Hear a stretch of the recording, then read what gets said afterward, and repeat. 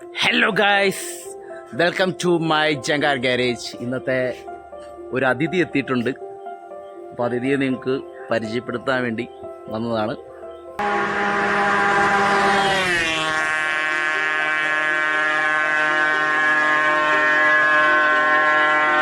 Okay, എൻ്റെ back സൈഡിൽ തന്നെ കാണുന്നതാണ് അതിഥി.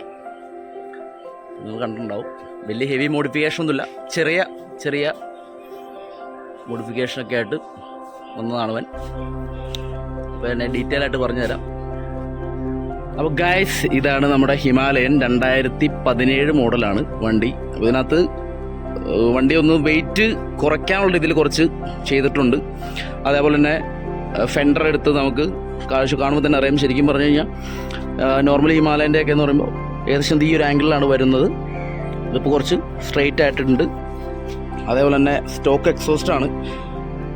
പിന്നെ വരുവാണെങ്കിൽ എക്സ്പൾസിൻ്റെ ഒരു ഫ്ലൈ ഉണ്ട്.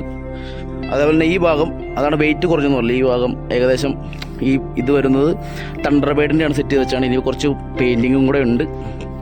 അത് കഴിയുമ്പോൾ നിങ്ങൾക്ക് ഒരു വീഡിയോസ് എന്ന രീതിയിൽ ഷോട്ട് എടുത്ത് ഇടാം, നമുക്ക് പ്രശ്നമില്ല.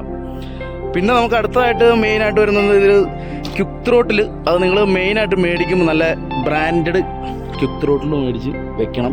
അല്ലാണ്ട് ചാത്തം വെച്ചിട്ട് ശോകം കാണിക്കരുത്, കാരണം പെട്ടെന്ന് പൊട്ടിപ്പോകാനുള്ള ചാൻസ് ഉണ്ട്. അതുപോലെ വള്ളി കിട്ടും എവിടെയെങ്കിലും റൈഡൊക്കെ പോകുമ്പോഴേ. അതുകൊണ്ട് നല്ല സാധനം മേടിച്ച് വെക്കുക. പിന്നെ മെയിൻ ഇതിൻ്റെ പറയാനുള്ളത് സീറ്റ്. പിന്നെ ഇതിൻ്റെ മെയിൻ പറയാമെന്ന് വെച്ച് കഴിഞ്ഞാൽ സിലിണ്ടർ ബോർ ചെയ്ത് പിസ്റ്റൺ സൈസ് കൂട്ടിയിട്ടുണ്ട്. അത് നമുക്കിതിൻ്റെ പെർഫോമൻസ് നിങ്ങൾ കാണുമ്പോഴാണ് നിങ്ങൾക്ക് മനസ്സിലാവുള്ളൂ.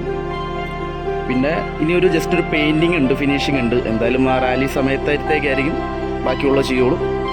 അപ്പോൾ ഇത്രയൊക്കെ ഉള്ളൂ ഈ വണ്ടിക്ക്.